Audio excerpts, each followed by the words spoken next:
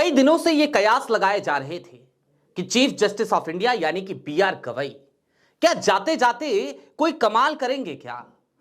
आज मैं CJI BR Gavai की तारीफ करने तो नहीं आया, लेकिन सुप्रीम कोर्ट से एक फैसला आया है और यह फैसला निश्चित तौर पर प्रधानमंत्री नरेंद्र मोदी या फिर कि मोदी सरकार पर जो आरोप लगते हैं कि उनका रवैया तानाशाही होता जा रहा है, उस पर एक छोटी सी लगाम कसने वाला फैसला जरूर है।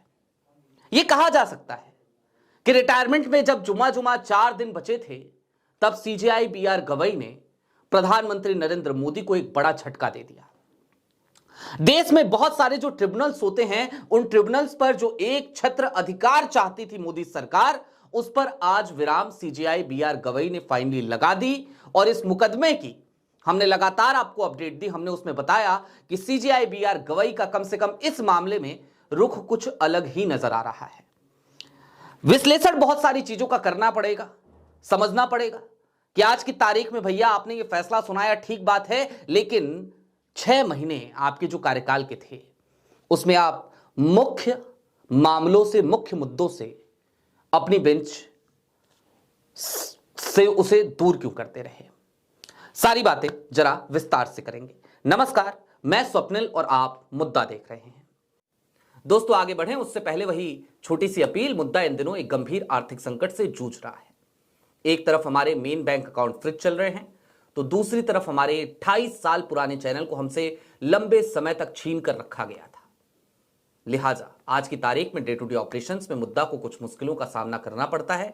ऐसे में आपसे अपील है, यदि आप चाहें, यदि आप सक्षम हो, तो मुद्दा की छोटी छोटी मदद जरूर कीजिएगा। इसके लिए आप स्क्रीन पर दिख रहे क्यूआर कोड या फिर के नीचे दिख रहे यूपीआई नंबर का इस्तेमाल कर सकते हैं। अब आगे बढ़ते हैं। दोस्तों आपकी स्क्रीन पर दैनिक भास्कर की एक खबर है। सुप्रीम कोर्ट बोला, संसद हमारे फैसले नहीं पलट सकती।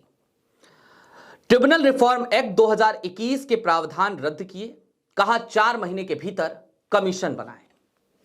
अब दोस्तों ये जो पूरा मामला है ना ट्रिब्यूनल एक्ट का, मैंने आपको बताया था और मैंने आपको एक उदाहरण भी दिया था काफी पहले, जब इस मामले पर एक अपडेट मैंने दी थी और मैंने बताया था कैसे सॉलिसिटर जनरल वो बार बार अदालत से समय मांग रहे थे और इस पर सीजेआई बीआर गवई भड़क गए थे। यहां तक कह दिया था कि भैया बता दीजिए कि 24 नवंबर के बाद सुनना हो तो फिर तभी सुनवाई कर लेंगे, क्योंकि ये वो तारीख है जब देश के मुख्य न्यायाधीश बीआर गवई रिटायर हो रहे हैं।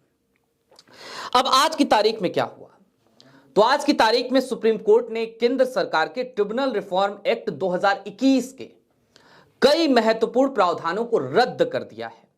कोर्ट ने साफ कहा कि ये जो संसद है ना, ये मामूली बदलाव करके कोर्ट के फैसले को नहीं बदल सकती। कोर्ट ने कहा कि सरकार ने वही प्रावधान कानून में फिर से डाल दिए जिन्हें पहले भी कोर्ट ने खारिज किया था। सीजेआई बीआर गवई और के विनोद चंद्रन की यह बेंच थी और उन्होंने 137 पेज का आज फैसला सुनाया। 11 नवंबर को यह सुनवाई पूरी हो गई थी, उसके बाद फैसला सुरक्षित रखा गया था। और यह मामला आजकल का नहीं है, यह मामला है 2020 का। 2020 में सुप्रीम कोर्ट ने ट्रिब्यूनल के अध्यक्ष और सदस्यों का कार्यकाल 5 साल तक तय किया था। सरकार 2021 में नया कानून लेकर आई और कार्यकाल 4 साल कर दिया। इसके बाद मद्रास बार एसोसिएशन ने सुप्रीम कोर्ट में याचिका लगाई थी। अब जो 2 महत्वपूर्ण आज टिप्पणी हुई, जरा वो जान लीजिए। सुप्रीम कोर्ट ने क्या क्या कहा। पहले तो मैंने आपको बताया, सुप्रीम कोर्ट ने कहा केंद्र सरकार बार बार उन्हीं प्रावधानों को ला रही है जिन्हें अदालत पहले ही गलत ठहरा चुकी है। यानी हमने कह दिया गलत है, उसके बाद सरकार फिर से उसको कह रही है नहीं नहीं आपने कहा तो क्या हो गया, हम कह रहे हैं ना सही है तो वो सही है। मोदी जी की वैसे भी यही प्रवृत्ति रही है, वो जो कहे वही सही। तो ये वाला हाल था। दूसरा, उन्होंने एक महत्वपूर्ण टिप्पणी और करी सुप्रीम कोर्ट ने, और वो टिप्पणी थी कि न्यायपालिका की स्वतंत्रता सुनिश्चित करने के लिए लंबी अवधि और पारदर्शी नियुक्ति प्रक्रिया जरूरी है। मैंने कहा था ना कि सबसे बड़ी समस्या तो यही है कि हर जगह अपने लोग बिठा दो। आज की तारीख में मैं इसको, अगर आप हालिया घटनाक्रम से जोड़ना चाहें, आसानी से समझना चाहें, तो आप इसको इस तरीके से समझिए कि चुनाव आयोग में आज मुख्य चुनाव आयुक्त की कुर्सी पर विराजमान ज्ञानेश कुमार किसके आभा मंडल से बाहर नहीं निकल पा रहे हैं? तुरंत ही आपके जहन में नाम आ जाएगा, भैया सरकार में नंबर 2 अमित शाह साहब के। सहकारिता सचिव थे, शाह साहब के पास मंत्रालय था, खूब अच्छे संबंध रहे। आज की तारीख में देख लीजिए चुनाव आयोग का क्या हाल है। दूसरा, सीजीआई ने अपने फैसले में क्या लिखा? सीजीआई ने लिखा, जब संसद ट्रिब्यूनल सिस्टम बनाती है या उसमें बदलाव करती है तो उसे संविधान की ये बुनियादी शर्तें ध्यान में रखनी होती हैं, जैसे कि स्वतंत्रता, निष्पक्षता और न्याय देने की क्षमता। अगर कोई कानून इन मूल सिद्धांतों को कमजोर करता है तो यह सिर्फ सैद्धांतिक नियम का उल्लंघन नहीं होता, यह संविधान की मूल संरचना पर चोट करता है। अब ट्रिब्यूनल क्या होता है, यह आपके मन में सवाल आ रहा होगा। भारत में अलग अलग क्षेत्रों के लिए कई प्रकार के ट्रिब्यूनल बनाए गए हैं। जैसे ये तमाम ट्रिब्यूनल विशेष अदालतों की तरह काम करते हैं। मैं आपको याद दिला दूं, 2024 का लोकसभा चुनाव चल रहा था और आपको याद होगा उस वक्त पे भारतीय राष्ट्रीय कांग्रेस, मुख्य विपक्षी दल, इनकम टैक्स का एक केस और उसके बाद से मुख्य विपक्षी दल के कई खाते फ्रीज कर दिए गए थे। उस समय मामला ट्रिब्यूनल में ही गया था। तो ये ट्रिब्यूनल जो है, इनकम टैक्स ट्रिब्यूनल में उस समय यह मामला गया था। और कुल मिलाकर अब इसे इस तरीके से समझिए, मैंने कहा था ना, समीक्षा इस बात की भी करेंगे कि भाई ठीक है, आज आपने एक अच्छा फैसला सुनाया, अपने कार्यकाल के दौरान आपने बहुत सारे अच्छे फैसले सुनाए, मैं ऐसा नहीं कहता, लेकिन अगर ऐसा है तो फिर संजीव खन्ना साहब के कार्यकाल के दौरान तो कुछ अलग ही हमने देखा था। संजीव खन्ना साहब महत्वपूर्ण मुद्दों को सुनते भी थे और कई अच्छे फैसले सुनाए, शायद बी आर गवई साहब से भी कहीं ज्यादा अच्छे फैसले। हालांकि उनसे भी कुछ शिकायतें हैं। जिस वक्त पे शाह साहब के खास सांसद निशिकांत दुबे उल जुलूल बयान दे रहे थे, उस समय चाहिए था कि उनको बुला के कटघरे में खड़ा कर लेते और मानना की कार्रवाई होनी चाहिए थी उन पे, वो संजीव खन्ना साहब नहीं कर पाए। आज की तारीख में न्यायपालिका का हाल कुल मिलाकर वही है। जाहिर सी बात है, स्थितियां बद से बदतर चल रही हैं, लेकिन एक सवाल चलते चलते मैं जरूर उठाऊंगा, जरूर पूछूंगा, और यह सवाल मैं आप दर्शकों के भरोसे छोड़ूंगा। इस देश में एक मुख्य न्यायाधीश हुए, उनका नाम हुआ डीवाई चंद्रचूड़। जब तक पद पे रहे तब तक तो शुरुआती दिनों में खूब तारीफें हुई, बाद में खूब आलोचना हुई, लेकिन जब रिटायर होने वाले थे तो उस वक्त पे, उस दरमियान डीवाई चंद्रचूड़ साहब एक साक्षात्कार के दौरान ये कहते हुए पाए गए थे, ऐसे लोग पाए जाते हैं, पाए गए थे कि भाई मुझे ये चिंता होती है कि मेरे रिटायरमेंट के बाद, मेरे कार्यकाल के खत्म हो जाने के बाद लोग मुझे किस तरीके से याद रखेंगे। आज की तारीख में बी आर गवई साहब को लेकर मुझे चिंता होती है। मैं पर्सनली बता रहा हूं, मुझे चिंता होती है। क्यों होती है, अब जरा वो समझिए। जब संजीव खन्ना साहब के बाद बी आर गवई साहब का कार्यकाल शुरू होने वाला था और यह तय था खन्ना साहब के बाद कि भाई बी आर गवई साहब बनेंगे, तो हम उनकी विरासत देखा करते थे। हम देखा करते थे उस समय कि भाई उनकी विरासत जाके बाबा साहेब भीमराव अंबेडकर से जुड़ जाती है। हम उनकी साफगोई देखा करते थे। हम देखा करते थे कि जब राहुल गांधी का मोदी सर ने मामला इनकी बेंच के पास पहुंचा तो इन्होंने बड़ी साफगोई से यह कहा कि मैं इस बेंच से अलग होना चाहता हूं, मैं इस मामले की सुनवाई नहीं करना चाहता, क्योंकि मेरी जो पारिवारिक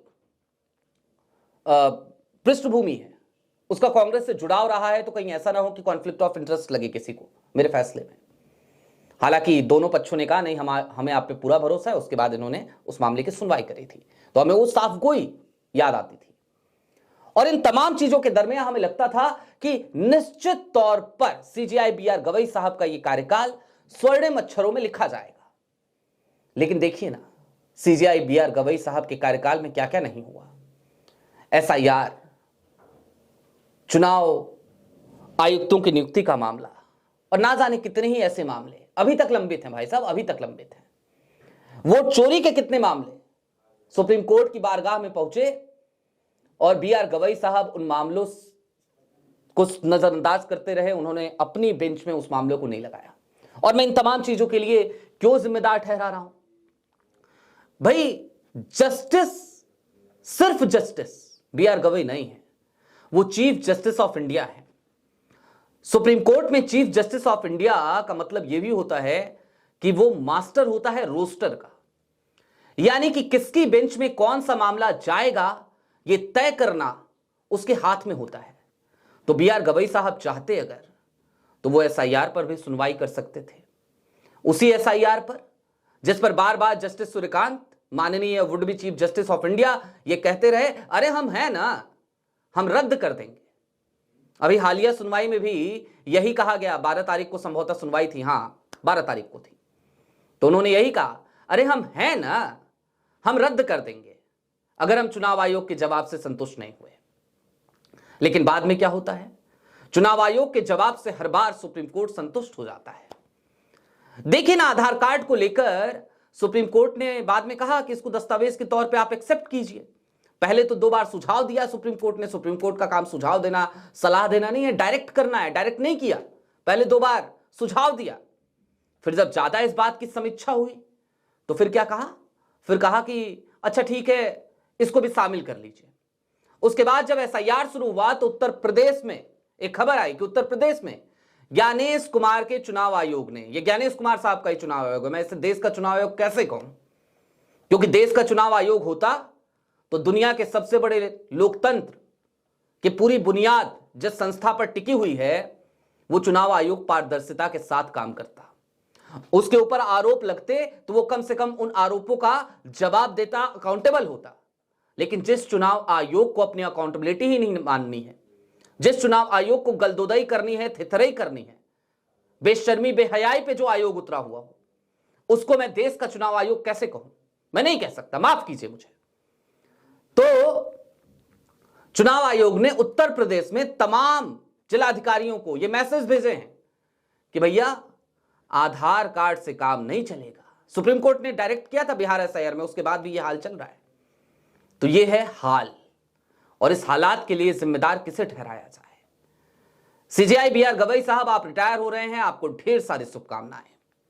आज का आपका फैसला निश्चित तौर पर एक अच्छी मिसाल है, लेकिन यह और ज्यादा सुखदाई होता कि आपके पूरे कार्यकाल के दौरान इस तरीके के फैसले हमारे सामने आए होते। हमें कम से कम यह महसूस होता कि बाबा साहेब भीमराव अंबेडकर की विरासत से जुड़े हुए सीजेआई बी आर गवई इस देश के मुख्य न्यायाधीश थे, तो उनका वो समय स्वर्णिम युग रहा न्यायपालिका के लिए। इसी आखिरी कमेंट के साथ मुझे दीजिए इजाजत अभी के लिए। चलते चलते फिर वही अपील, चैनल पर नए हो तो सब्सक्राइब करते हुए जाइएगा।